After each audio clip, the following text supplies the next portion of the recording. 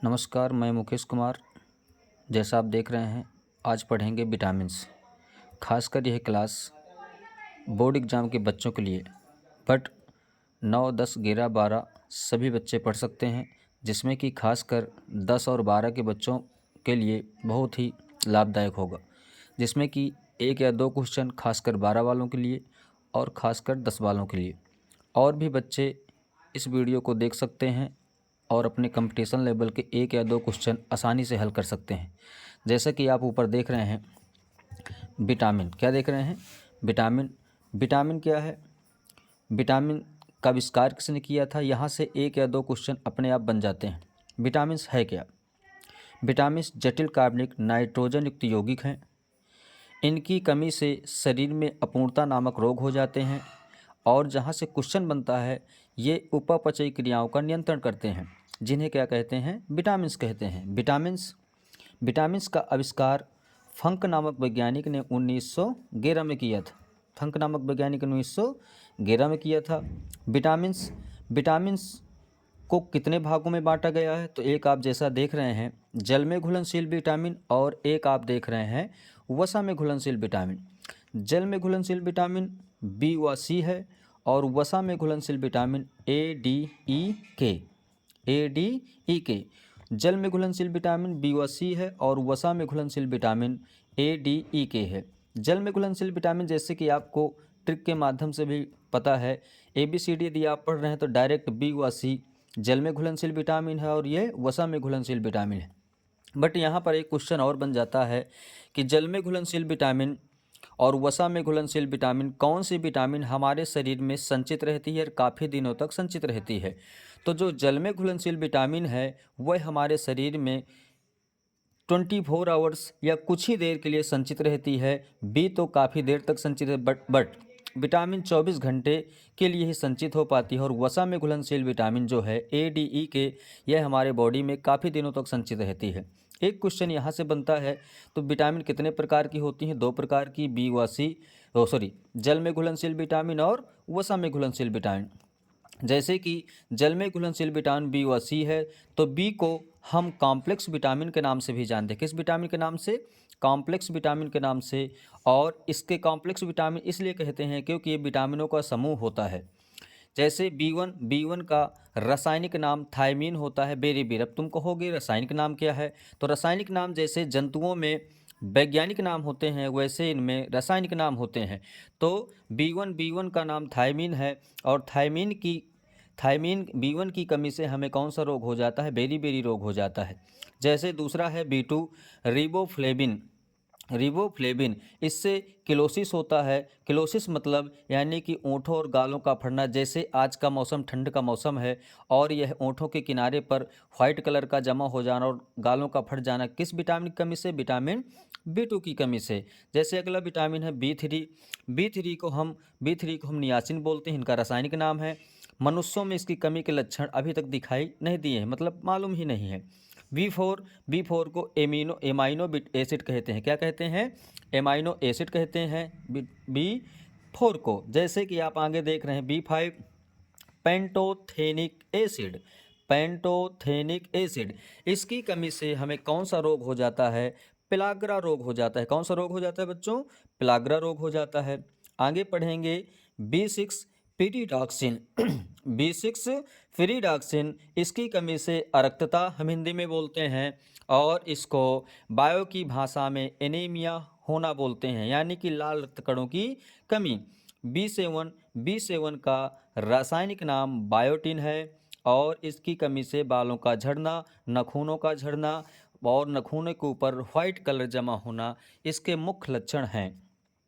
बी9 फॉलिकम, most important, फॉलिकम रक्त की कमी, इसी की कमी से एनीमिया रोग भी हो जाता है।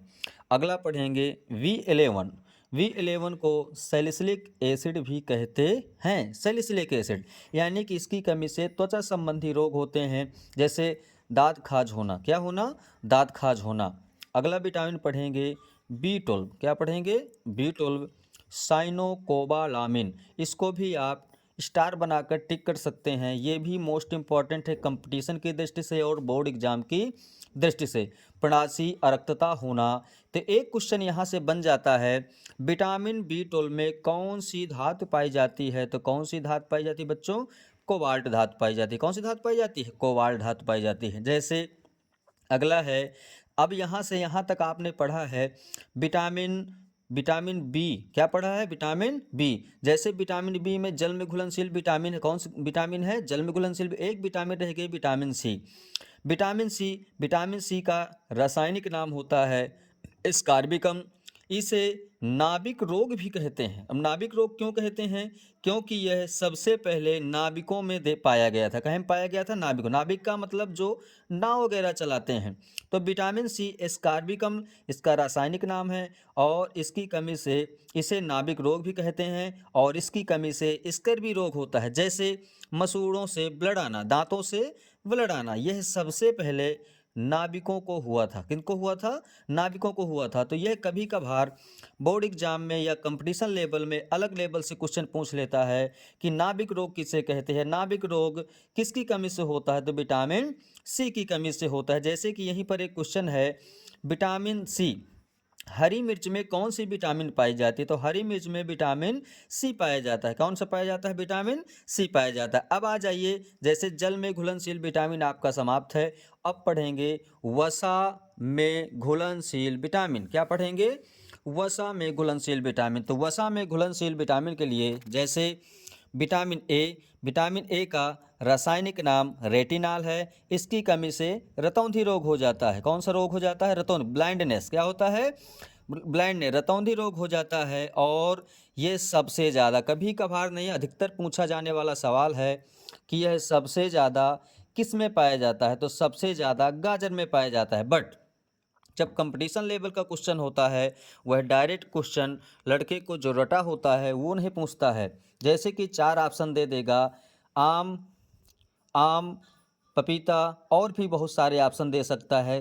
तो पके हुए आम में यदि आपको गाजर ऑप्शन ना मिले, तो आप विटामिन ए सबसे ज़्यादा गाजर के बाद पके हुए आम में पाया जाता है। जैसे कि आप अगला देखिए, विटामिन डी।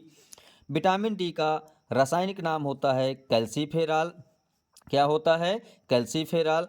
कैल्सीफेरॉल यानी कि इसकी कमी से रिकेटस रोग होता है, और रिकेटस रोग को हम सूखा रोग भी बोलते हैं। क्या बोलते हैं?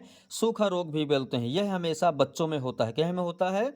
बच्चों में होता है। विटामिन ई की कमी से, विटामिन ई की कमी से नपुंसकता यानी कि जनन क्षमता में कमी, जनन क्षमता में कमी।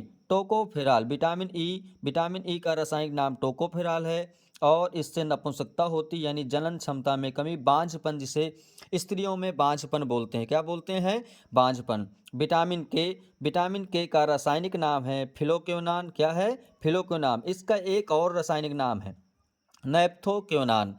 नैप्थोक्विनोन रक्त का स्त्राव, रक्त का स्त्राव यानी कि रक्त का थक्का न जमा होना, रक्त का थक्का न जमा होना। जैसे विटामिन के की कमी से रक्त का थक्का नहीं जमा होता है। हम बायो में पढ़ते हैं हीमोफीलिया। हीमोफीलिया एक प्रकार का आनुवंशिक रोग है। आनुवंशिक रोग का मतलब ऐसा रोग जो माता पिता से बच्चों को पीढ़ी दर पीढ़ी उपहार जैसे मिलते रहते हैं। जैसे जैसे हीमोफीलिया और ब्लाइंडनेस यानी कि रतौंधी।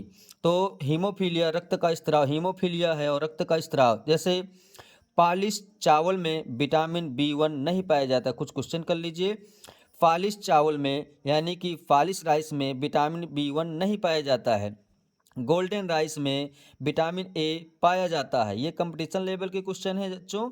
हरी मिर्च में विटामिन सी पाया जाता है। हरी मिर्च में विटामिन सी पाया जाता है। जैसे 2-4 क्वेश्चन और हैं, उनको भी देख लीजिए।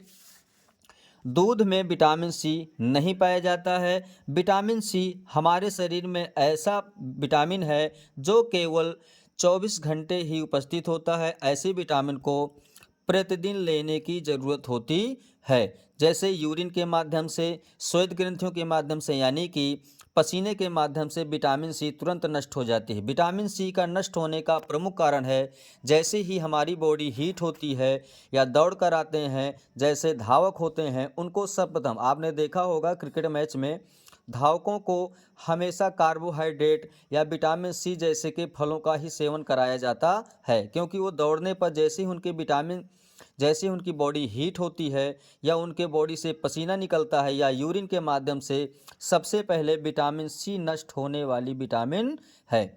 वयस्कों में विटामिन डी की कमी से ओस्टियोमलेशिया हो जाता है। क्या हो जाता है? ओस्टियोमलेशिया। जैसे बच्चों में रिकेटस यानी कि सूखा रोग होता है विटामिन डी की कमी से, वैसे ही वयस्कों में, यानी वयस्क मतलब 18 साल से ऊपर वाले बच्चों, 18 साल से ऊपर वालों के लिए, तो वयस्कों में विटामिन डी की कमी से ओस्टियोमलेशिया होता है। ओस्टियो का मतलब होता है हड्डी और मलेशिया का मतलब होता है कमज़ोर, यानी कि हड्डी कमज़ोर होना। क्या होना? हड्डी कमज़ोर होना यानी भंगुर होना।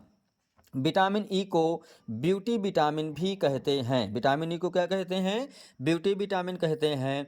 और ऐसे विटामिन का नाम बताइए जो आंत में पाया जाता है। तो आंत में विटामिन के पाया जाता है। क्या पाया जाता है बच्चों? विटामिन के पाया जाता है। और एक क्वेश्चन मोस्ट इम्पॉर्टेंट जो यहाँ से फंसता है कि हमारे यकृत में संचित होने वाली विटामिन का नाम बताइए। तो विटामिन ए है। क्या है? विटामिन ए है। और विटामिन डी को हार्मोन्स विटामिन कहा जाता है। ये सभी के सभी क्वेश्चन आपके एग्ज़ाम के लिए, बोर्ड एग्ज़ाम के लिए, कंपटीशन एग्ज़ाम के लिए, जैसे कि आपके लिए रामबाण हैं। और मैं मुकेश कुमार, आप चैनल को सब्सक्राइब कर सकते हैं। धन्यवाद।